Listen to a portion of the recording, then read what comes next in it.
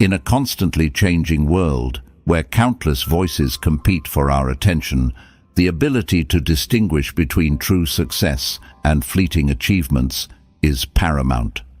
Stephen Covey, in his groundbreaking book, The 7 Habits of Highly Effective People, offers us a roadmap towards achieving enduring success, one that is rooted in sound character and timeless principles.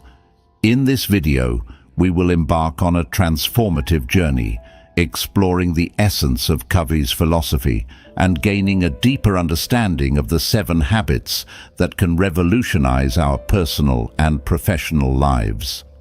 We will discover how we can shift from merely managing our time to effectively managing ourselves, how we can move from dependence to independence, and then to interdependence with those around us.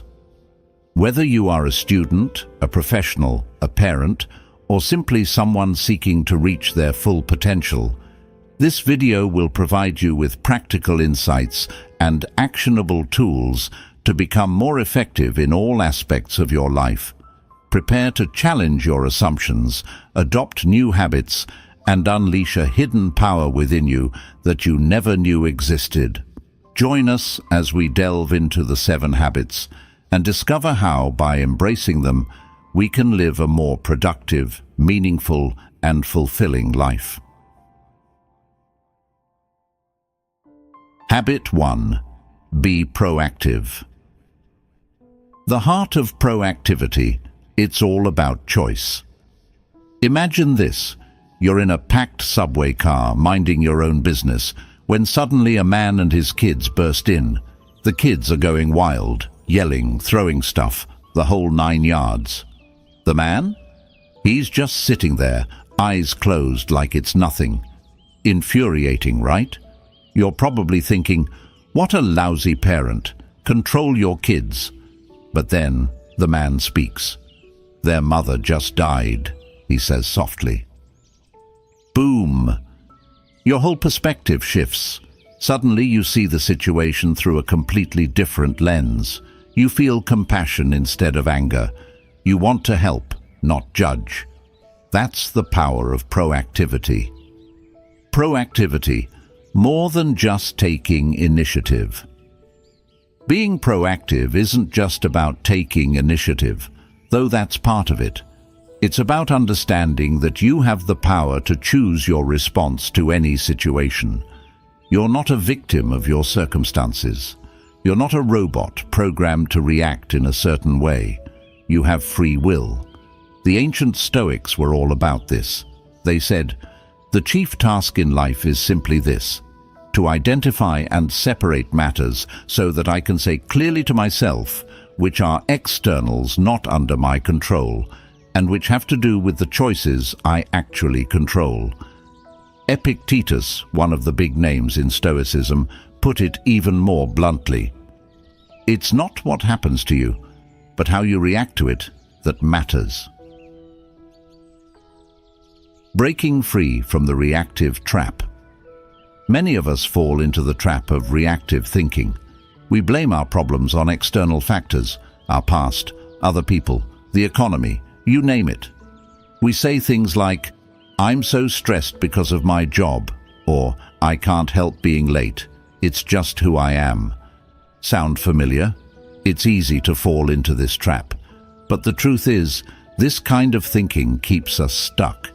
It makes us feel powerless. It stops us from taking control of our lives. The proactive mindset, flipping the script. Proactive people, on the other hand, take responsibility. They understand that they can't always control what happens to them, but they can control how they respond. They focus on their circle of influence, the things they can change, instead of their circle of concern, the things they can't. Think about Viktor Frankl, the guy we talked about on the subway. He was a prisoner in a Nazi concentration camp. Talk about a tough situation. But even there, he found the freedom to choose his response. He chose to focus on his inner life, on finding meaning even in the midst of suffering. That's some serious proactivity. Everyday proactivity, small choices, big impact. You don't have to be in a concentration camp to practice proactivity. It's about the choices you make every day. Stuck in traffic? Instead of getting angry, you could use that time to listen to a podcast or catch up on some calls. Boss dumps a ton of work on you at the last minute? Instead of panicking, you could take a deep breath, assess the situation, and come up with a plan. Friend cancels plans at the last minute. Instead of feeling hurt, you could use that time to do something you enjoy solo. These may seem like small things, but they add up. Each proactive choice strengthens your proactivity muscle, making it easier to make the next choice and the next. Proactive language. Words matter. The way you talk also reflects your level of proactivity. Reactive people use language that makes them sound powerless, while proactive people use language that empowers them. Reactive. I have to work late. Proactive. I choose to work late because it's important to me. Reactive. She made me feel so bad. Proactive. I chose to feel hurt by her words. See the difference? It's subtle, but it's powerful. The 30-day challenge. Put it into practice. Covey suggests a 30-day proactivity challenge. For 1 month, focus on your circle of influence. Make small commitments and keep them. Be a light, not a judge. Be part of the solution, not part of the problem. It's like a mental boot camp for proactivity. It's tough, but it's worth it. Wrapping up. The power of perspective. Being proactive is about taking ownership of your life. It's about understanding that your choices, not your conditions, determine your destiny. It's about seeing challenges as opportunities and setbacks as stepping stones. It's like the famous quote from Nietzsche: "He who has a why to live for can bear almost any how." Proactivity gives you that why. It gives you the power to shape your own life, to create your own happiness, to leave your mark on the world. So, are you ready to step into your power and be proactive? If you liked this video or found it useful, don't forget to hit the like button, share it with your family and friends, and write "Keep it up" in the comments below. Habit 2. Begin with the end in mind. The big picture.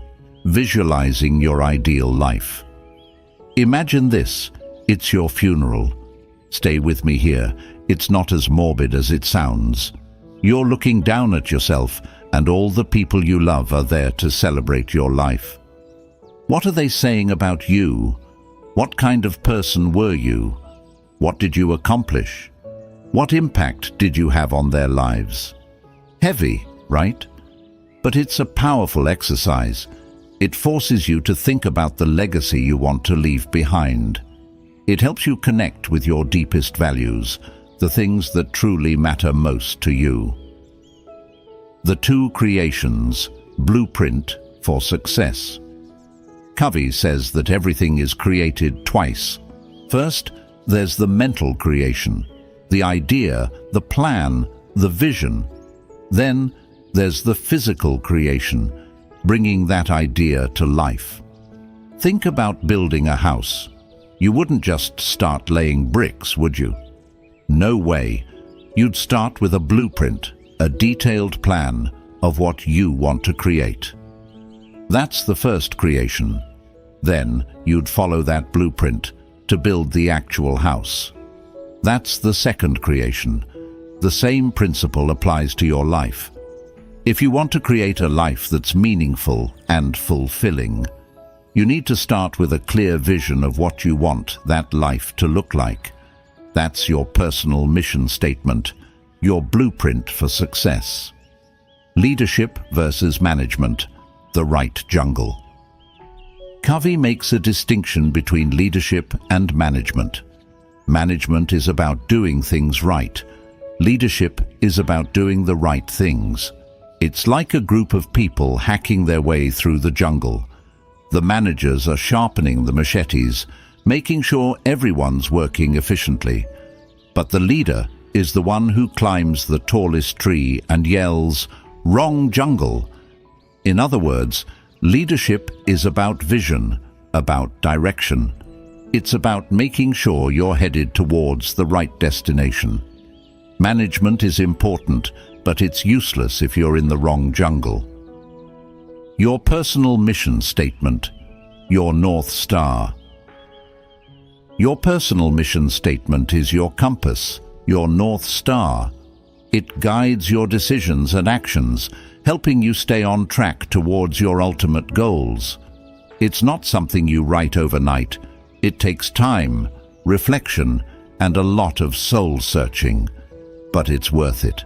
It's the foundation of a principle-centered life, a life that's built on what truly matters most to you. Living your mission, walking the talk.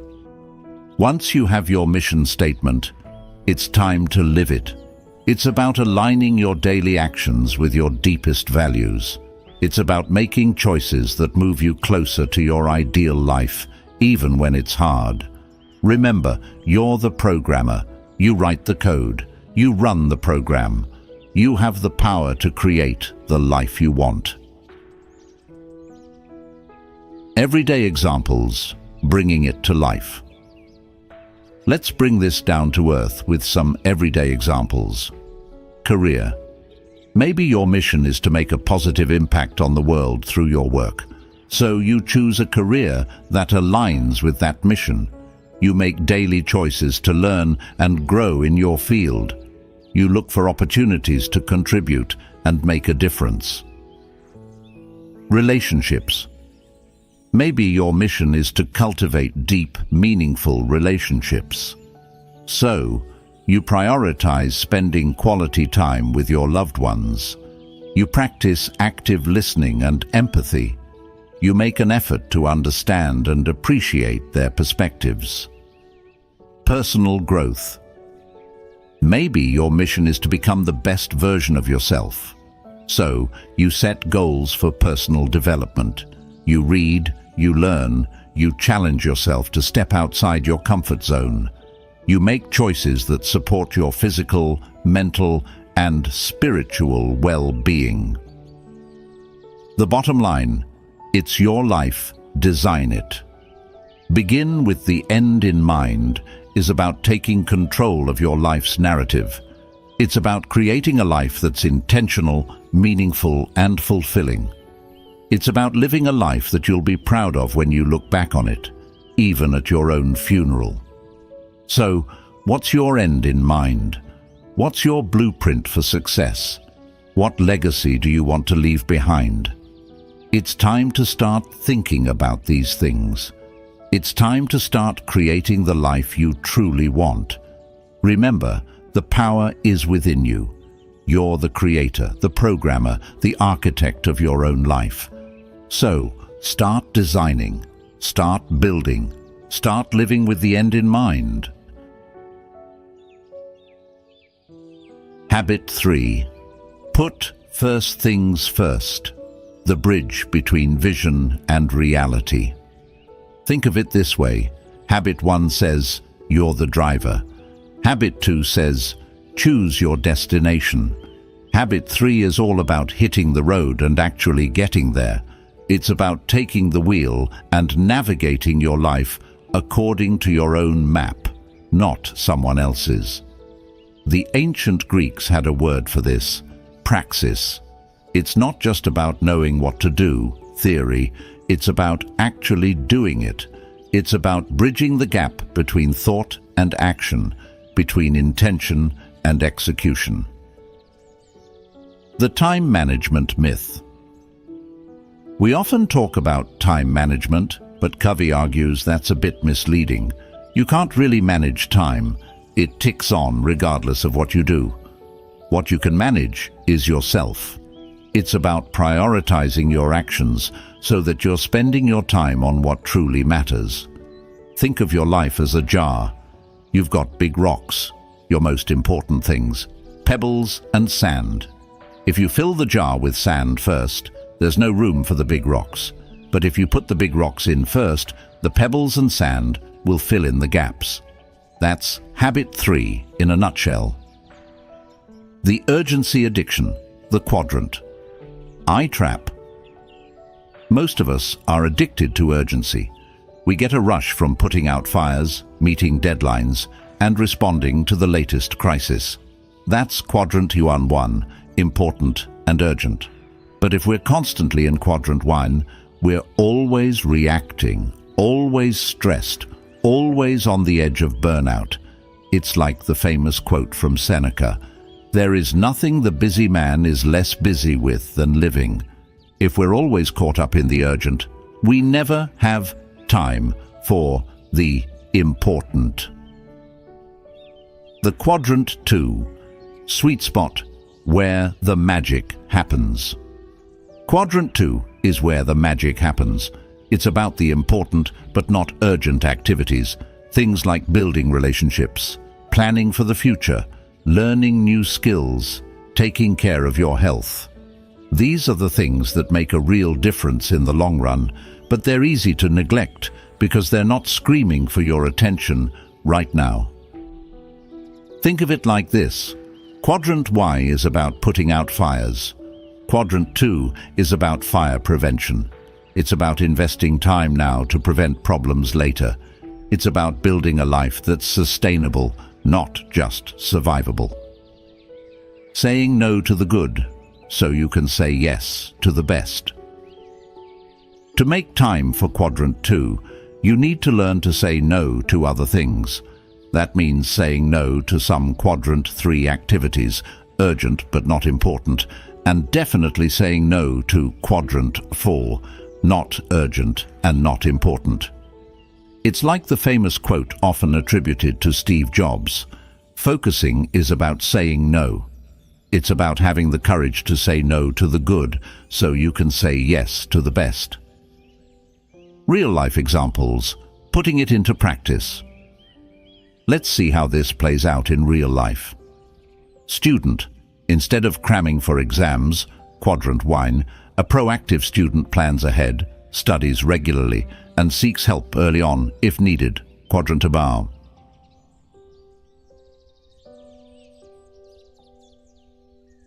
This leads to better grades and less stress in the long run. Parent, instead of constantly nagging their kids to clean their rooms, quadrant 1, a proactive parent sets clear expectations, teaches their kids how to clean, and holds them accountable, quadrant 2. This leads to more responsible kids and a more peaceful home. Professional. Instead of constantly reacting to emails and putting out fires, quadrant 1, a proactive professional sets aside time for strategic planning, networking, and professional development, quadrant 2. This leads to career advancement and greater opportunities. The weekly perspective, zooming out for clarity. Covey recommends planning your week, not just your day. This allows you to see the big picture, to make sure you're making time for all your important roles and goals, not just the urgent ones. It's like planning a road trip. You wouldn't just focus on the next rest stop, would you? You'd map out the entire journey, making sure you're headed in the right direction and making time for scenic detours along the way. Delegation, the key to leverage. Delegation is a powerful tool for putting first things first. It's about empowering others to take responsibility, freeing you up to focus on higher-level activities. Think of it like this. You're the captain of a ship. You don't need to swab the decks yourself. You need to chart the course, lead the crew, and make sure the ship reaches its destination. The bottom line, it's about living your priorities. Put first things first is about more than just managing your time. It's about managing your life. It's about aligning your actions with your values, your vision, your personal mission statement. It's about creating a life that's truly meaningful and fulfilling. As the philosopher Thoreau said, "It's not enough to be busy, so are the ants." The question is, what are we busy about? Habit 3 is about making sure you're busy about the right things, the things that matter most. So are you ready to take control of your life and put first things first? If you liked this video or found it useful, don't forget to hit the like button, share it with your family and friends, and write "keep it up" in the comments below. Habit 4. Think win-win. The win-win mindset. It's not a game. Imagine you're at a company meeting and your boss announces a sales contest. The winner gets an all-expenses-paid trip to Bermuda. Sounds great, right? But what about everyone else? They're all set up to lose. That's the problem with a win-lose mentality. Covey says win-win isn't just a technique. It's a whole philosophy of life. It's about seeing life as a cooperative arena, not a competitive one. It's about believing there's plenty out there for everyone, and that one person's success doesn't have to come at the expense of others. The ancient philosopher Aristotle talked about a similar idea. He believed in the concept of eudaimonia, often translated as flourishing or happiness. But it's not just about individual happiness. It's about the well-being of the entire community. It's about recognizing that we're all interconnected and that true success involves helping others succeed as well. The 6 paradigms of human interaction. Which one are you? Covey outlines 6 paradigms of human interaction. 1. Win-win. I win, you win. We both get what we want, and we build the relationship in the process. 2. Win-lose. I win, you lose. I get my way, even if it means you don't get yours. 3. Lose-win. I lose, you win. I give in to keep the peace, even if it means sacrificing my own needs. 4. Lose-lose. I lose, you lose. We both end up worse off, often due to stubbornness or a desire for revenge. 5. Win. I win, and I don't care if you win or lose. My own needs are all that matter. 6. Win-win or no deal. We either find a solution that benefits us both, or we agree to disagree agreeably. Think about your own interactions. Which paradigm do you tend to fall into? Most of us have been conditioned to think in win-lose terms, but in reality, win-win is often the most effective approach, especially in long-term relationships. The win-win character, building the foundation. Win-win isn't just about skills or techniques. It starts with character. Covey highlights 3 key traits. 1. Integrity. It's about being true to your values, keeping your commitments, and walking your talk. Think of it like this. Would you trust someone who says one thing and does another? Probably not. Integrity is the foundation of trust, and trust is essential for win-win. 2. Maturity. It's about balancing courage and consideration. You need the courage to express your own needs and convictions, but also the consideration to understand and respect the needs of others. It's about finding that sweet spot between being assertive and being empathetic. 3. Abundance. Mentality. It's about believing there's plenty out there for everyone. It's the opposite of the scarcity mentality, which sees life as a zero-sum game. People with an abundance mentality are happy for the successes of others, and they're more likely to share recognition, credit, and rewards. Win-win in real life, from the boardroom to the bedroom. Win-win isn't just for business negotiations. It can apply to any area of your life. Workplace. Instead of competing with your colleagues, you could collaborate on projects, share ideas, and celebrate each other's successes. This creates a more positive and productive work environment.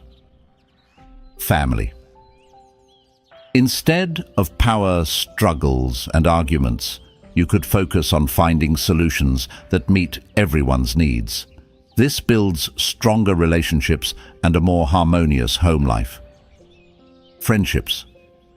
Instead of keeping score and trying to one-up each other, you could genuinely support and celebrate your friends' achievements. This deepens your connections and creates a sense of mutual respect. The challenge of win-lose, turning adversaries into allies. Dealing with people who are stuck in a win-lose mindset can be tough. But remember, the key is the relationship. Focus on building trust, seeking to understand their perspective, and looking for creative solutions that benefit you both. It's not always easy, but it's worth it. The bottom line, win-win is a win for everyone. Thinking win-win is about creating mutually beneficial outcomes. It's about building relationships, fostering cooperation, and finding solutions that make everyone feel good. It's not always the easiest path, but it's the path to true success and lasting happiness. So, are you ready to embrace the win-win philosophy? Are you ready to create a life where everyone wins? Remember, it starts with you. It starts with your character, your relationships, and your commitment to finding the best possible outcome for everyone involved. As Covey says, win-win is not a personality technique. It's a total paradigm of human interaction. It's a way of thinking, a way of being that can transform your life and your relationships. Habit 5. Seek first to understand, then to be understood. The communication breakdown. We're all about ourselves. Picture this. You're venting to a friend about a problem, and all they do is talk about their own similar experiences. Or maybe you're trying to explain something to your partner, and they just keep interrupting with advice. Frustrating, isn't it? The truth is, most of us are terrible listeners. We're so focused on our own thoughts and feelings that we barely hear what the other person is saying. We're too busy preparing our response, filtering everything through our own lens. As the philosopher Epictetus wisely said, "We have 2 ears and 1 mouth, so that we can listen twice as much as we speak." Empathic. Listening. The key to connection. Covey introduces the concept of empathic listening. It's not just about hearing the words, it's about understanding the meaning behind them. It's about seeing the world from the other person's perspective, feeling what they feel. Think of it like putting on someone else's glasses. You're not just looking at the same thing they are, you're seeing it through their eyes. You're understanding their reality, their feelings, their motivations. The 4 autobiographical responses, the listening traps. We often fall into the trap of responding autobiographically. Covey outlines 4 common ways we do this. 1. Evaluating. We judge, we agree, or disagree. You shouldn't feel that way. 2. Probing. We ask questions from our own frame of reference. Why did you do that? 3. Advising. We give counsel based on our own experiences. Here's what I would do. 4. Interpreting. We try to figure people out based on our own understanding. You're just saying that because these responses are natural, but they get in the way of true understanding. They shift the focus back to us, not the person we're trying to connect with.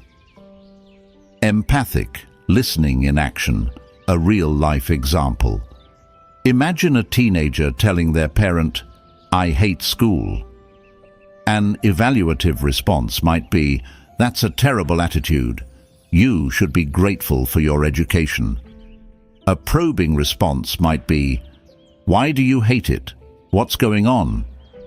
An advising response might be, "Just stick with it, it'll get better." An interpreting response might be, "You're just saying that because you failed that test." An empathic response might be, "Sounds like you're feeling really frustrated with school right now." This simple statement validates the teenager's feelings and opens the door for further communication. The power of understanding, filling the psychological air. Covey uses the metaphor of psychological air to describe the human need to be understood. Just like we need physical air to breathe, we need psychological air to thrive emotionally. When we feel truly understood, it's like a breath of fresh air for our souls. Empathic listening is the key to providing that psychological air. It creates a safe space for people to open up, to share their deepest thoughts and feelings, and when people feel understood, they're more likely to be open to your influence and to work collaboratively towards solutions. Beyond words, listening with your whole self.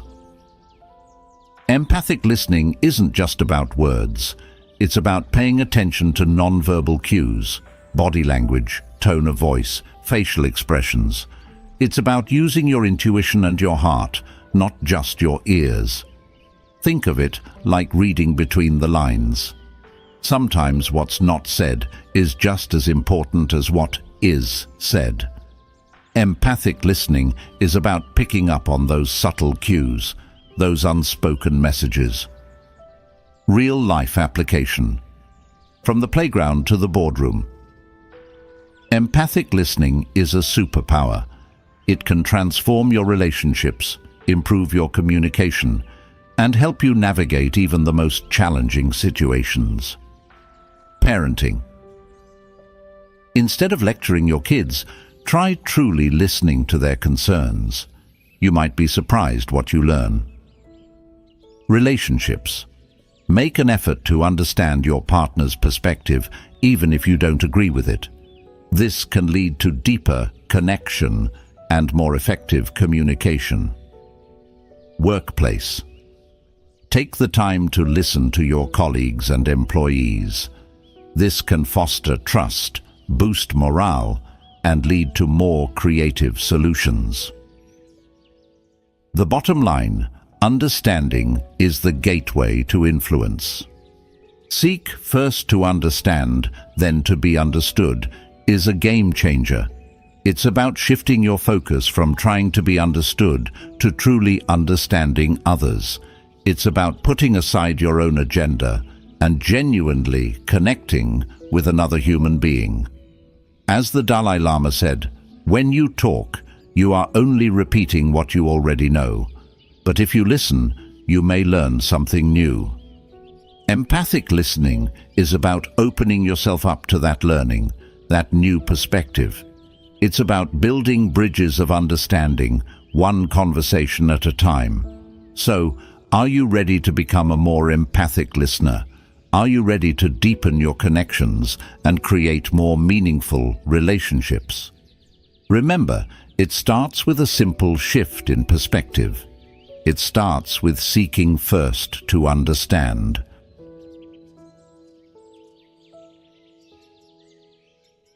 Habit 6. Synergize. Synergy. The whole is greater than the sum of its parts. Imagine a band playing a concert. Each musician is talented on their own, but when they play together, something incredible happens. The music they create is more than just the sum of their individual parts. It's a symphony, a harmonious blend of sounds that evokes emotions and moves the soul. That's synergy. Covey defines synergy as, "The whole is greater than the sum of its parts." It's about recognizing and valuing differences, and then using those differences to create something new and better. The ancient Greek philosopher Heraclitus had a similar idea. He believed in the concept of harmonia, a kind of dynamic tension that arises from the interplay of opposites. It's this tension, this creative conflict that leads to growth and progress. The essence of synergy, valuing differences. Synergy is all about embracing diversity. It's about recognizing that everyone has their own unique strengths and weaknesses, and that by working together, we can achieve more than we ever could alone. Think about a team project at work. You have the analytical thinker, the creative brainstormer, the detail-oriented organizer, and the charismatic presenter. Each person brings something different to the table, and when they combine their talents, they can create something truly remarkable. The courage to be open, embracing vulnerability. Synergy requires openness and vulnerability. It's about being willing to share your ideas, even if they're half-baked or incomplete. It's about creating a safe space where everyone feels comfortable contributing without fear of judgment or criticism. This can be scary. It's much easier to stay in your comfort zone, to keep your ideas to yourself. But as the poet Rumi said, "The wound is the place where the light enters you."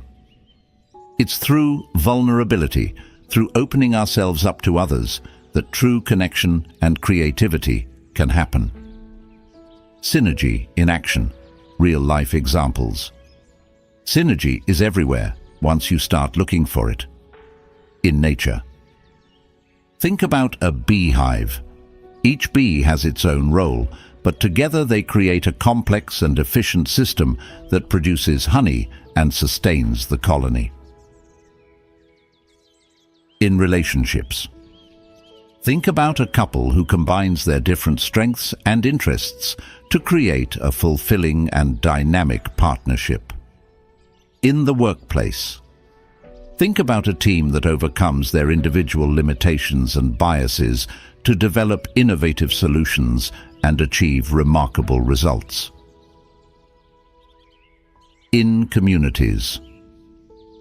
Think about a group of neighbors who come together to address a local issue, pooling their resources and talents to make a positive impact. The third alternative, beyond compromise.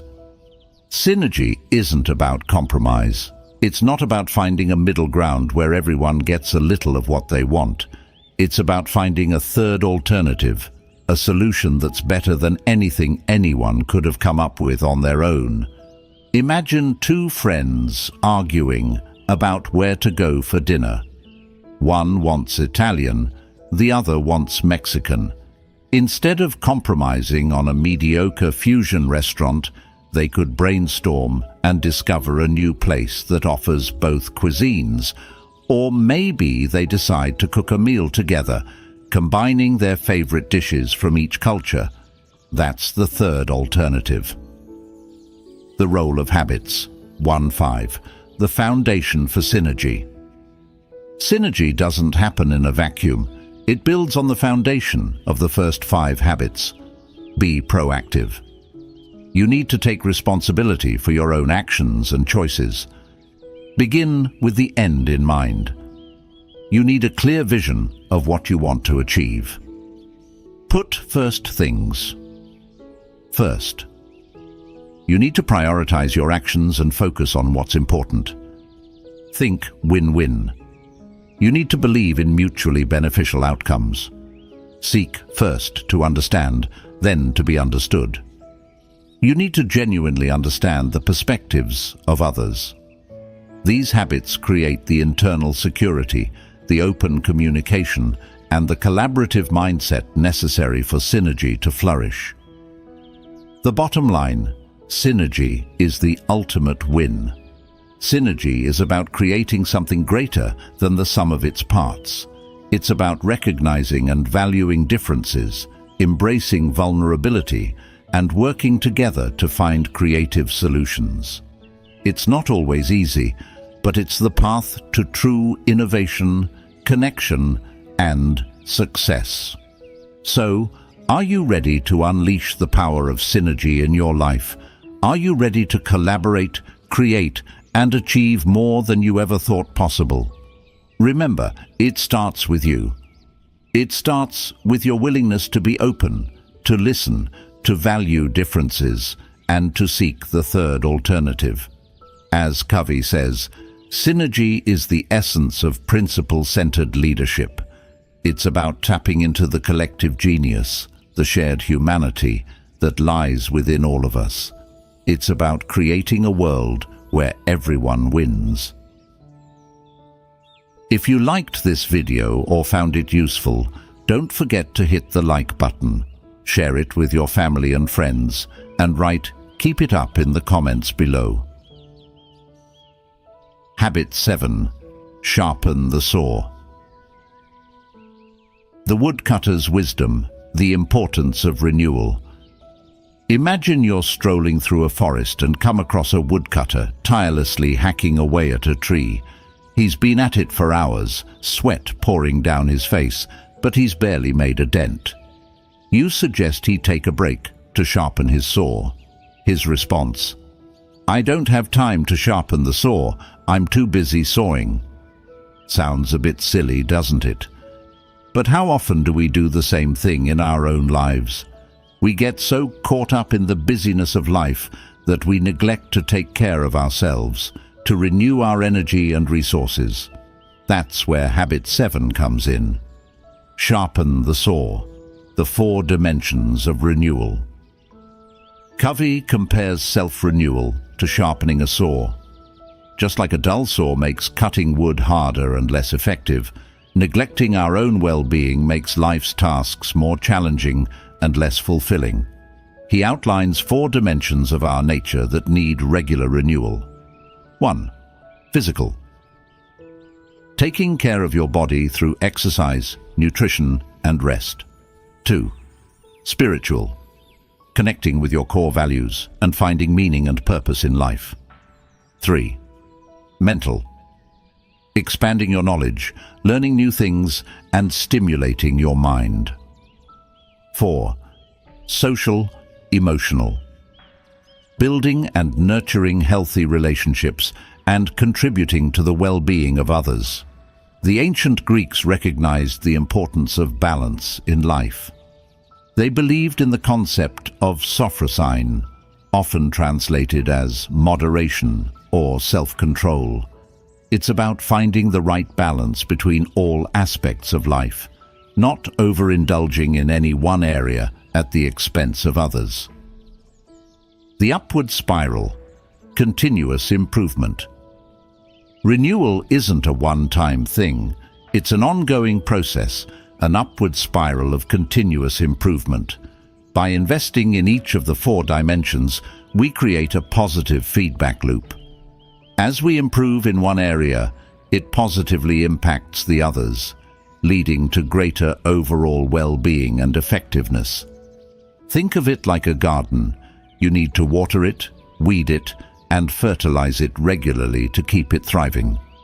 Neglecting any one of these tasks will eventually lead to a decline in the health and beauty of the garden. Real-life renewal, practical examples.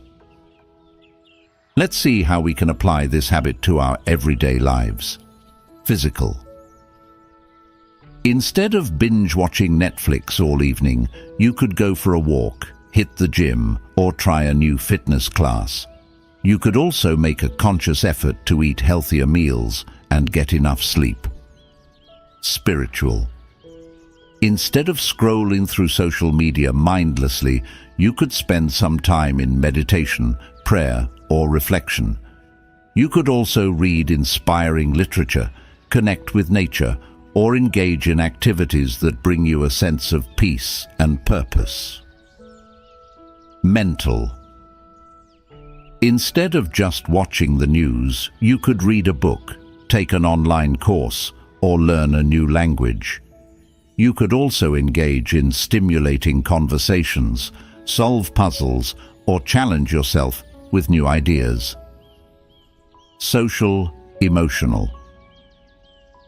Instead of isolating yourself, you could reach out to a friend, volunteer in your community, or simply express appreciation to someone you care about. You could also practice active listening and empathy, and make an effort to build and strengthen your relationships. The ripple effect, Investing in yourself. Benefits everyone.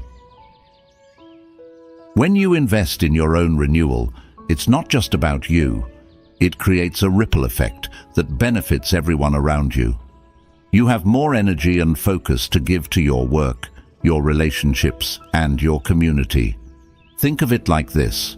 When you're running on empty, you're not much good to anyone. But when you're feeling refreshed and energized, you can show up as your best self, ready to contribute and make a positive impact. The bottom line, self-care isn't selfish. Sharpen the Saw is a reminder that self-care isn't selfish. It's essential for living a fulfilling and effective life. It's about taking responsibility for your own well-being, so you can show up fully for the people and things that matter most. As the poet Audre Lorde said, "Caring for myself is not self-indulgence, it is self-preservation, and that is an act of political warfare." In a world that often demands so much from us, taking time for renewal is an act of rebellion, a way of reclaiming our power and prioritizing our own well-being. So, are you ready to sharpen your saw? Are you ready to invest in yourself and create an upward spiral of growth and renewal? Remember, it's a journey, not a destination. It's about making small, consistent choices every day to nurture your body, mind, spirit, and relationships. And as you do, you'll discover that the more you invest in yourself, the more you have to give to the world. You'll become a beacon of light, a source of inspiration, and a force for positive change. In closing, our journey through the 7 habits is not merely a pursuit of external success, but a transformative journey inward. It's a call to discover our true selves, to embrace unchanging principles, and to live in harmony with the world around us. It's a journey towards achieving balance and wholeness in our lives, where we care for ourselves physically, spiritually, mentally, and socially, emotionally. Let us never forget that true change comes from the inside out. Let us have the courage to challenge ourselves, the patience to grow, and the wisdom to choose our own path. Let us strive to be proactive, begin with the end in mind, put first things first, think win-win, seek first to understand, then to be understood, synergize, and finally, never forget to sharpen the saw. By embracing these 7 habits, we can rise above mere existence to a life of meaning and effectiveness, a life marked by continuous growth and purposeful contribution. Remember, the journey towards effectiveness is a marathon, not a sprint. It's an ongoing process of learning, growing, and renewing. So, let us embark on this journey together, encouraging one another, celebrating our victories, and learning from our challenges. Let us strive to become the best versions of ourselves, not just for ourselves, but also for the world around us. Thank you for joining us on this journey. We hope these ideas have inspired you and given you the tools you need to begin your own journey towards a more effective life. Remember, change is possible, growth is constant, and effectiveness is within your reach.